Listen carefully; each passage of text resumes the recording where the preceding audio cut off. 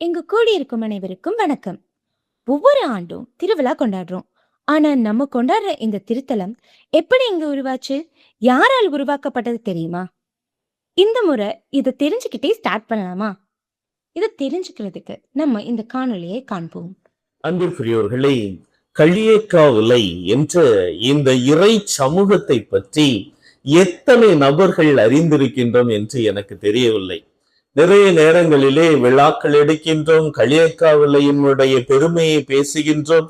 ஆனால் இந்த களியக்காவிளை கத்தோலிக்க திரு அவையானது எப்படி உருவானது என்ற அந்த ஒரு கேள்வியானது நிறைய நேரங்களிலே கேள்வியாகவே முடிந்து விடுகின்றது. அதற்குரிய விடையை நிறைய நேரங்களிலே நாம் கொடுப்பதில்லை. ஆனால் இந்த நாளிலே அதற்குரிய விடையையும் எவ்வாறு இந்த களியக்காவிளை இறை சமூகம் கத்தோலிக்க திரு அவை உருவானது என்பதை சற்று விளக்குவதற்கு ஆசைப்படுகின்றேன்.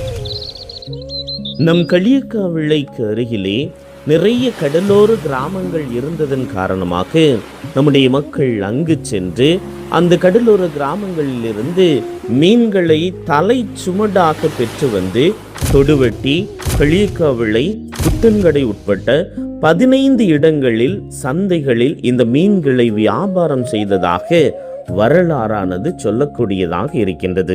தற்போது நம்முடைய இந்த எழில்மிகு அந்தோணியார் ஆலயத்தினுடைய முகப்பு இருக்கக்கூடிய அந்த இடத்திலே ஒரு மனிதரானவர் ஒரு நாள் வருகின்றார். வந்தவர் ஒரு சிலுவையையும் அதே போல அந்த சிலுவையோடு இணைத்து ஒரு அந்தோணியாரினுடைய படத்தையும் அன்னை மரியாளினுடைய படத்தையும் கொடுத்து விட்டு சென்று விடக்கூடியவராக இருக்கின்றார்.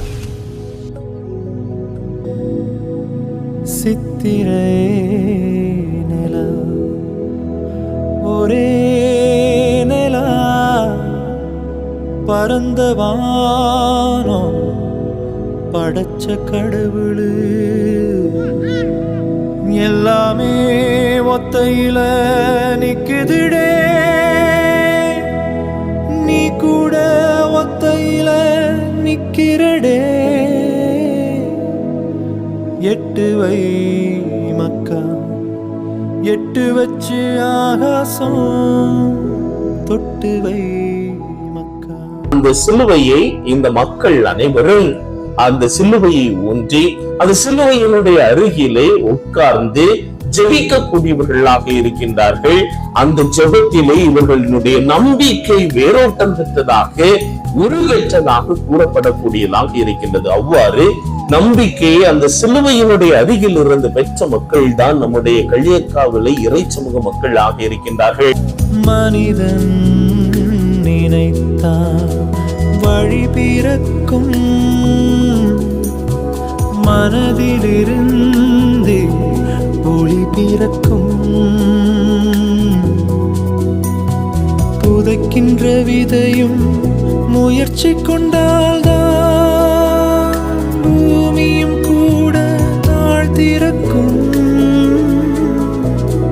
எட்டு வை மக்கா எட்டு வச்சு ஆகாசம் தொட்டு வை மக்கா. அந்தோணியாரினுடைய பாதுகாவலையும் அன்னை மரியாளினுடைய அரவணைப்பையும் நிறைவாக பெற்ற மக்களாக நம்முடைய களியக்காவிளை இறை சமூக மக்கள் தொடக்கத்தில் இருந்திருக்கின்றார்கள். காட்சிகள் தோன்றும் கலங்களில் இருந்தே தேசங்கள் தோன்றும், துயரத்தில் இருந்தே காவியம் தோன்றும், தோல்வியில் இருந்தே ஞானங்கள் தோன்றும். சூரியன் மறைந்தால் விளக்கொன்று சிரிக்கும், தோணிகள் கவிழ்ந்தால் கிளை ஒன்று கிடைக்கும். 1906 ஆண்டு ஆயர் அலோசியஸ் மரிய பென்சிகர் என்பவர் இந்த இடத்திலே இந்த ஆலயத்தை முழுவதுமாக அடிப்படையாக கொண்டு இதை ஒரு வட்டார தலமாக பயன்படுத்தி 18 கிராமங்களுக்கு இந்த கட்டிடங்களையும் குறிப்பாக ஆலயத்தையும் ஆலயத்தை ஒட்டி ஒரு பள்ளிக்கூடமும் இருக்க வேண்டும் என்ற ஒரு எண்ணத்தோடு அருள் தந்தை இன்னசென்ட் ஓசிடி என்பவரை அனுப்பி அந்த பணியை செய்வதற்காகவும் இந்த நம்முடைய களியக்காவிளை இறை சமூகத்தை இந்த இடத்தை வட்டார முதன்மையகமாக தலைமையகமாக கொண்டு இந்த பணிகளை செய்வதற்கு அனுப்பி வைக்கக்கூடியவராக இருக்கின்றார்.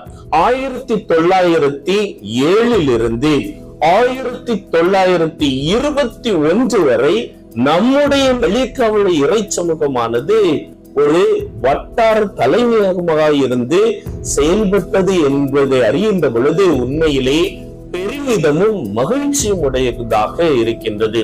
கிபி 16ஆம் நூற்றாண்டில், அதாவது கிபி 1544ஆம் ஆண்டில் பூவாறு முதல் கன்னியாகுமரி வரை 10,000த்திற்கும் மேற்பட்ட மீனவ மக்கள் திருமுழுக்கு பெற்று கிறிஸ்தவர்களாக மாறியதற்கு ஏராளமான சான்றுகள் உள்ளன. கிபி 1568 30 சிறிய கோயில்களும் 14,000 கத்தோலிக்க கிறிஸ்தவர்களும் இருந்ததாக கூறப்படுகின்றது.